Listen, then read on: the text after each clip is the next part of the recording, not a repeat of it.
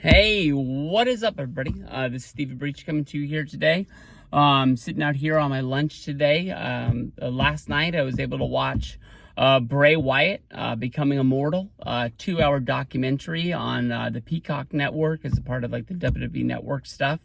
It was a late night, but it honestly, he deserved it. It was worth it. It was a really good documentary. I can honestly tell you that I think that it was something different that, a WWE documentary really hasn't done before. I mean, they've done documentaries that I think have, one up the last one and changed the kind of game, but it's been a while since we've seen a WWE documentary that has really, knocked it out of the park. I thought that the Cody Rhodes one, which was probably around last year, was really, really good. But this one, really had me wondering about the Edge documentary that they made about his career before he came back. The CM Punk one that came out, Best in the World, that came out roughly, at his high point. When he was like WWE champion and having his run at the time. I thought that it was really, really good. But this one, it really wasn't the cookie cutter documentary that WWE has done, where they basically say he, became a wrestler because it was in his family. He went to FCW. He came in, he debuted against Kane. They did something that WWE doesn't really do unless they have to.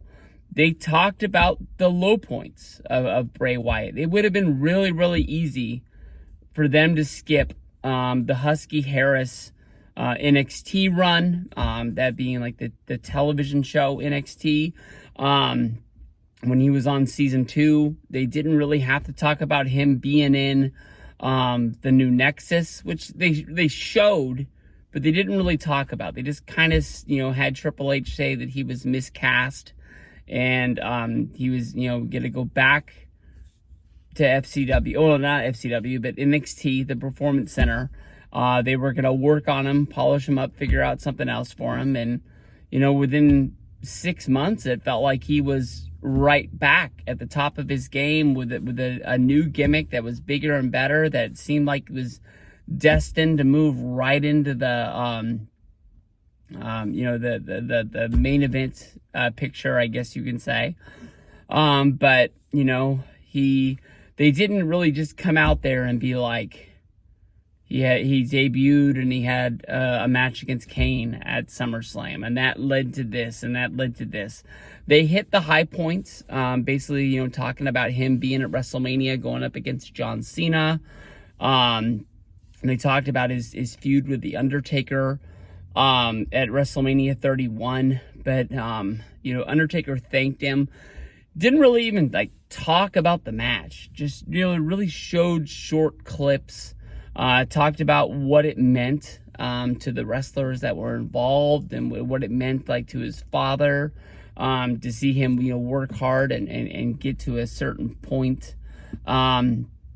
But the documentary really was about him as a man and what he grew into as a father, and where he was in his life at certain points, where they talked about his high points and his low points. I really liked the fact that they talked about every single time that one of his sons was born. It would sort of move him to push his career and get that next big boom. That every single time he would have a son or a daughter, it would be the next arc in his career where he would push it and he'd push it and push it to get to where he was. I'm not going to say that I know the inside of that family or stuff like that, but they did really kind of tiptoe around his divorce and his relationship into JoJo. That was a muddy time in their life, and there was a lot of stuff that was sort of thrown online by the family at the time that I think that you kind of remember, and maybe they just kind of cleaned it up to make it a little bit better. But I thought it was really, really cool how they, the whole setup of the documentary was Bo Dallas, talking with the creator of like the costumes that Bray Wyatt would wear. I'm not sure if he was like really like a Hollywood guy or something like that, but he like worked on certain props. He came up with the first lantern, and as the character progressed, he was kind of the guy who would make more and more stuff as they were kind of progressing the character. The one thing you can't really dance around is the fact that at the end, Uncle Howdy shows up, and I think everybody right now is kind of thinking that that is them portraying that the Uncle Howdy character is going to come back. Every family deals with this in a sort of like a different way. I remember when Dusty Rhodes died, Cody Rhodes, the thing was that Cody would come back to WWE. They wanted him to play Stardust. He wanted to play Cody Rhodes. He, kind of wanted to leave that behind. And that's one of the big things that sort of led to him leaving the company at the time. Maybe it's taken the Rotunda family this long to sort of come to that that Bray's gone, and maybe they finally feel that Bo Dallas would be ready to come back. But to me, honestly, that feels like so long ago. I mean, Bray Wyatt was really it wasn't ever like put on a match graphic or anything like that, but everybody really thought the Fiend and Bobby Lashley were gonna have a match at last year's WrestleMania. So I'm guessing that what am I talking about? When did he die? Did he die last year? I'm pretty sure that's what I was thinking about. I was wondering if they were gonna, because he had the match the year Cody won the first Rumble. So yeah, it was last year, because that was the night of the Mountain Dew Pitch Black match with LA Knight. They talked about the fact that was the last match they were ever going to have, and I think that they were leaning towards the Fiend coming back and having a feud with Bobby Lashley, and that's why Lashley ended up being in the Andre the Giant Memorial Battle Royal, and at least he got to win it, because he seemed like he was the biggest star by far in that match last year, if I remember right. But I could be remembering it wrong, but it was one of those documentaries that will live on Peacock for as long as the WWE Network is with Peacock. I don't know if that's going to be 2026 or not, but it was one of those documentaries that made me really miss DVDs, because although I was tired, and there was a few times I kicked out from falling asleep last night while I was watching it just because of how tired I was, I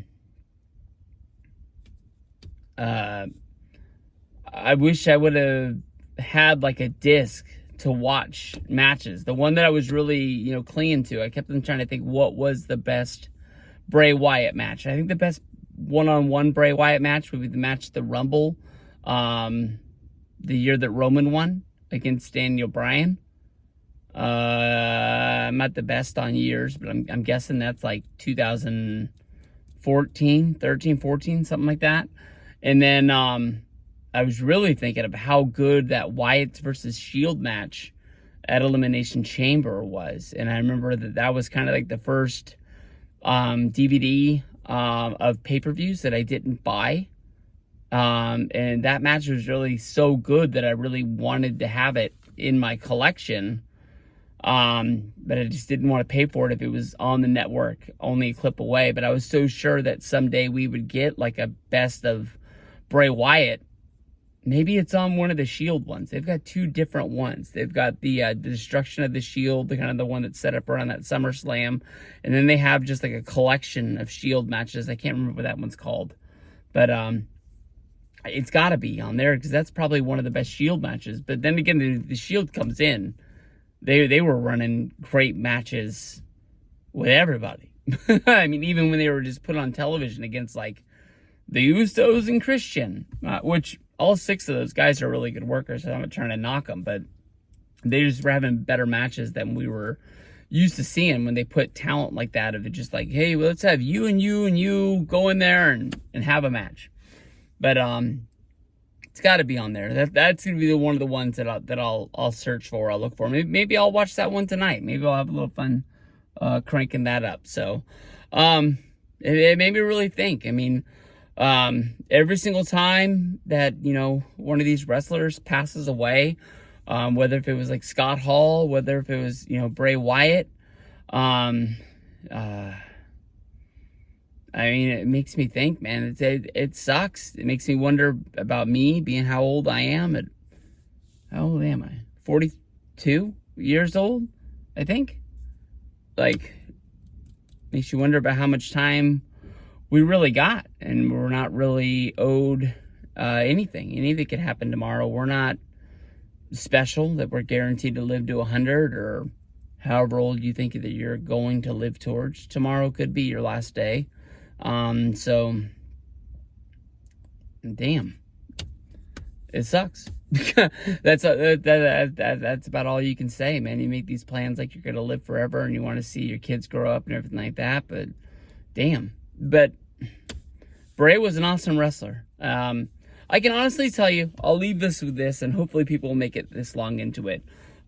When I was watching the preview that came out, like the minute-long trailer for it, and they were showing The Rock and Bray at WrestleMania 32, I really thought that they were going to do this like revisionist history kind of thing, because The Rock didn't say much. They took one clip, but they made it seem like that was like a special moment that they like handpicked that was supposed to be.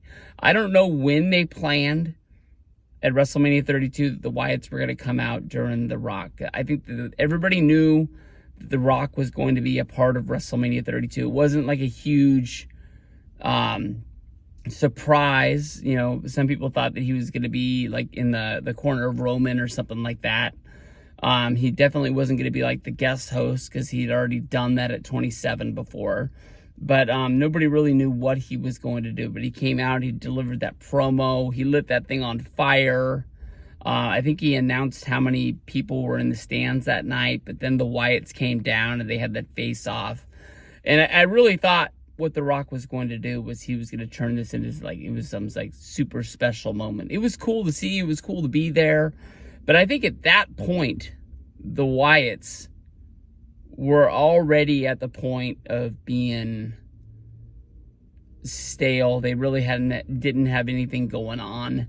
I always feel bad for Braun Strowman each and every year, because it seems like each and every year at WrestleMania, they forget that he's on the roster. He hasn't had a match that has meant something. I mean, he won the tag titles at 29, but that wasn't, a big deal. He's been in the Andre the Giant Memorial Battle Royal, but he's never had like a match that is like a match that not that you care about, but like not even like planned out. And that's kind of where the Wyatts were at that time, and they just kind of like fed him to The Rock, and they didn't even have like the special moment of like the match be with Bray. He pinned Eric Rowan. But I thought it was really cool the way they put Luke Harper over in there, and how much, losing 2 guys of that 3 to 4 man group already meant, and how it affected their lives. And it's crazy. It just throws it right back to, I'm not going to start crying on here, so I got to get out of here. But yeah, sad stuff. But it was powerful. It was really, really good.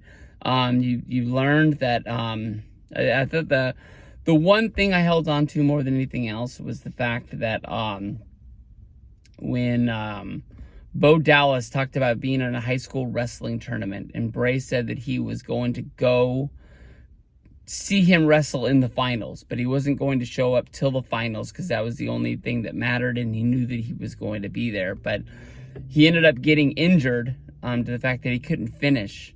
And when he came home, he saw Bo saw Bray in the driveway, and when he came up to him, he thought that he was going to let him down, and Bray just hugged him, and he said, "That shit don't matter."